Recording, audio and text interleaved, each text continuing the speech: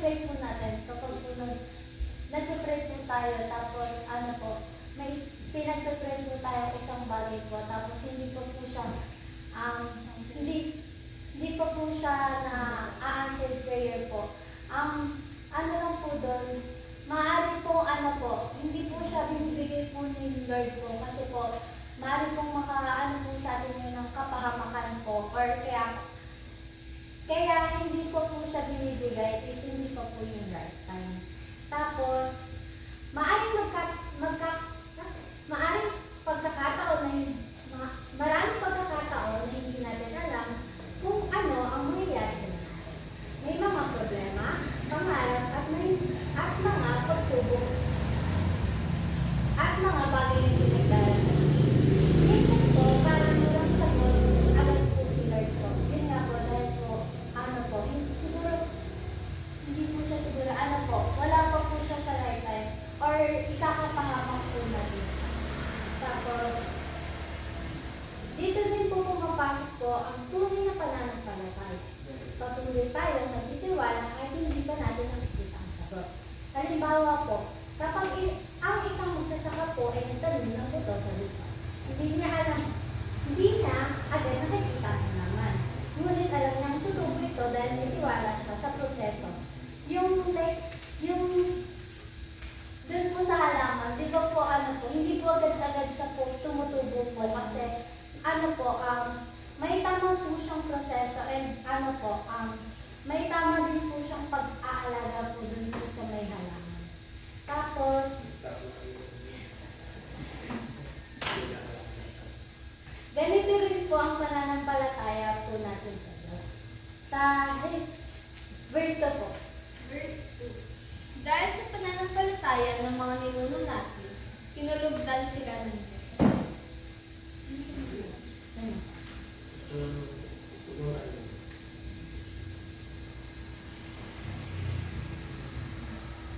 Dito po sa verse po na to, nagsasabi po siya na ang mga taong tinanggit sa Biblia noong unang panahon ay nakalugod sa Diyos dahil sa kanilang pananampalataya. Hindi sila naging espesyal dahil sa kanilang kayamanan, lakas o talino. Ang naging dahilan kung bakit sila pinalugdan ng Diyos dahil nagtiwala sila sa Diyos kahit maghirap ang kanilang sitwasyon. Halimbawa po si Moises po, nung nandun po sila sa may Ehipto po nung mga Israelita po, di ba po inabot po sila ng mga taga-Egypt po, tapos nakatakas po sila dun sa may Red Sea po. Tapos nakatawid po sila dun ng ligtas po dahil po sa ni Moises po sa Panginoon. Sa pananampalataya or faith niyo po sa Panginoon. Sa Hebreo 11:3 naman po. Sa 3. Dahil sa pananampalataya, alam natin na ang sanlibutan ay ginawa ng Diyos sa pamamagitan ng kanyang salita. Kaya ang mga bagay na nakikita natin ay galing sa mga hindi nakikita.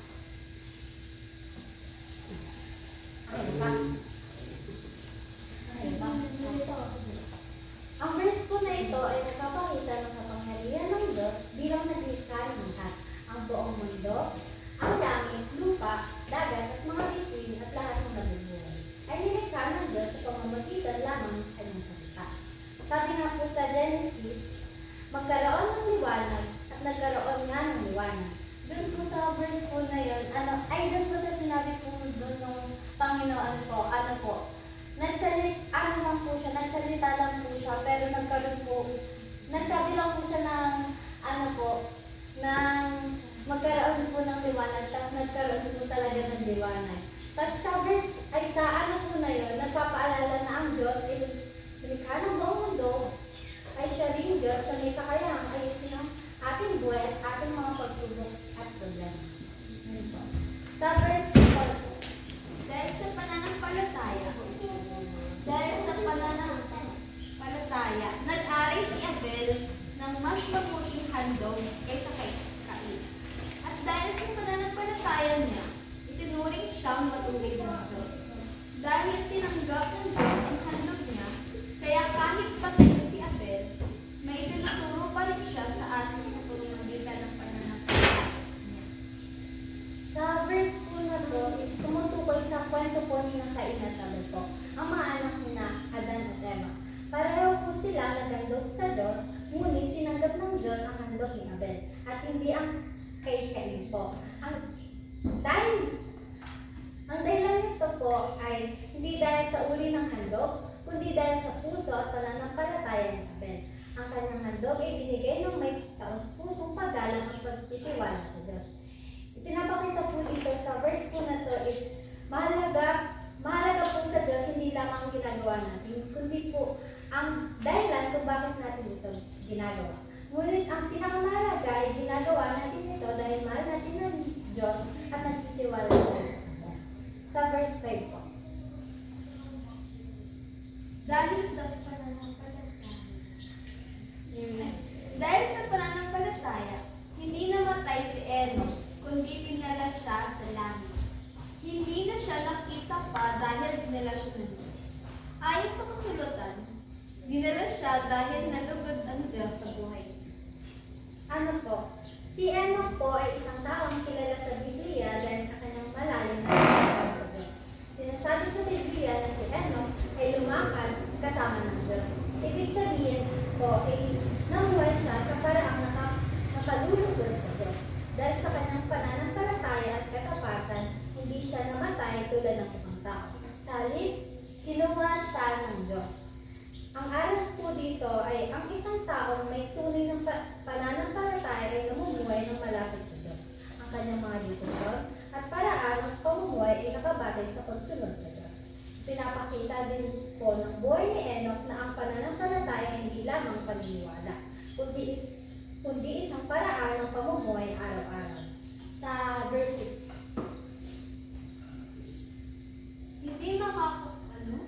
Hindi makapagbibigay lugod sa Diyos ang mga taong walang pananampalataya. Dahil ang sinumang lumalapit sa Kanya ay dapat naniwalang may Diyos at nagbibigay siya ng gantimpala sa mga taong humahanap sa Kanya.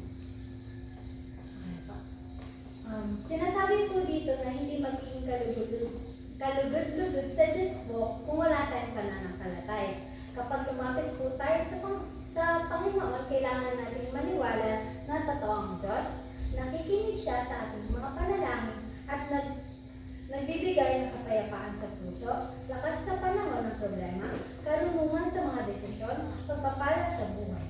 Ang verse po na ito ay napapaalala na ang pananampalataya ang pundasyon ng ating relasyon sa Diyos. Para po mas maintindihan po natin, ang Hebreo 11 verse 1 to 6 po ay nagtuturo tungkol sa tunay na kahulugan ng pananampalataya at kung bakit ito mahalaga sa relasyon natin sa Diyos. Ang pananampalataya ay ang katiyakan ng mga bagay na inaasahan at ang paniniwala sa mga bagay na hindi. Ibig sabihin, ang pananampalataya ay ang pagtitiwala sa Diyos kahit wala pa tayong nakikitang sagot po o resulta. Sa buhay po natin, maraming pagkakataon na hindi natin alam ang mangyayari sa hinaharap. May mga pangarap tayo, may mga problema tayong kinakalap at may mga bagay na hinihintay natin mangyari. Ngunit sa pamamagitan ng pananampalataya, may plano po sa atin ang Diyos. Pinapaliwanag din na ang mga tao noong unang panahon ay naging kalugod-lugod sa Diyos dahil sa kanilang pananampalataya. Ibig sabihin po, hindi dahil sa kanilang kayamanan o kakayahan, kundi dahil nagtiwala sila sa Diyos at sumunod sa kanyang kalooban. Ang kanilang pananampalataya ang naging dahilan kung bakit sila naging halimbawa sa Biblia. Pinapakita nito na ang pinakamahalagang bagay sa mata ng Diyos ay hindi ang ating tagumpay o mali, kundi ang pusong nagtitiwala sa Kanya. Pinapaliwanag din sa mga talata po ngayon na sa pamamagitan ng pananampalataya ay nauunawaan natin na ang buong mundo ay nilikha ng Diyos sa pamamagitan ng kanyang salita. May mga halimbawa rin po na talata tungkol po kay Abel na nagbibigay ng handog sa Diyos na tinanggap dahil ito ay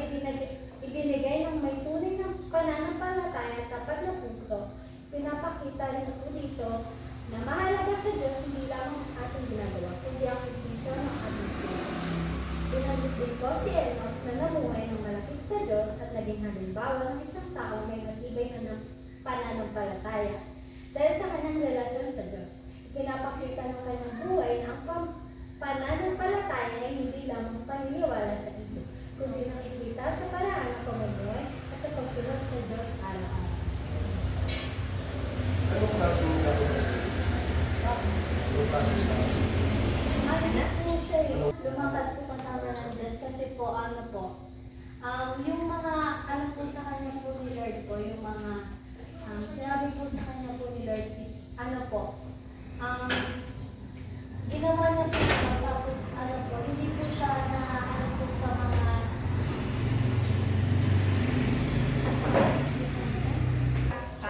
Patriarch in the Bible is the male head. So, pinakapinuno, leader, para siyang dato or hari, ruler ng isang family. Pero si Enoch, kinonsider siya as prophet. He is great-great-grandson ni Adam, pero great-great-grandfather ni Noah. So, nabuhay siya before kay Noah. Basta ang Ibig character. sabihin nauna si Enoch bago si Noah. Yes, sir. Diligent, faithful, na servant. Sir po, basahin. Nakita ko lang. Tapos may sinabi pa na may ginawa daw book. Enoch book, subalit hindi daw consider sa Bible. Pero anong topic ulit, Ate Christina? matibay po na pundasyon. Kanina natin matatagpuan na matibay na pundasyon. Lord. Pundasyon. Paano natin mapapanatiling matibay ang ating pundasyon? Mahal. Magmahalan. Obedience. Ang pagsunod. Ano daw yung, ito ako dun sa isang phrase. Spoken love ng isang mananampalataya sa Panginoon. Unspoken love. Paano mo mapakita ang pag-ibig mo sa Panginoon? What is love? Ano selfishness? Selfishness. Selfish is baka sarili. Okay, what is love again? Selfless. When we say selfless, ano yon? Very good. If it's not about you, it's about others. So, bakit, para saan yung, bakit tungkol sa ibang tao? Kasi, ano yung greatest commandment ng Panginoon? Love. That's the second one. Ano yung first one? Love your God with all your heart, with all your soul, and with all your might. And the second is, love others. So, para mahalin natin ang kapwa natin, anong kailangan natin gawin? Love God, yes? So, paano mo gagawin? Kailangan natin Okay, ako na sasagot para madali. Ano yung spelling ng love? Okay. L, meaning is love. O, ano kayong O? Very good. So, karugtong yun. Naintindihan natin? Pag love, masasabi mo lang love pag nag-obey ka sa Panginoon. Are we clear? Hindi mo masasabing mahal mo ang nanay at tatay mo pag hindi mo sinunod na magugas ng plato. So, yun ang reason kung bakit magiging matibay ang ating relasyon pag tayo sumunod sa Panginoon. Dahil may crush ka, dahil sabi ng crush mo is, sumama ka sa akin. Ay, sabi ni Mana, love is obey. So, sumunod ako sa crush ko. Hindi ganun na. Sige, close na po.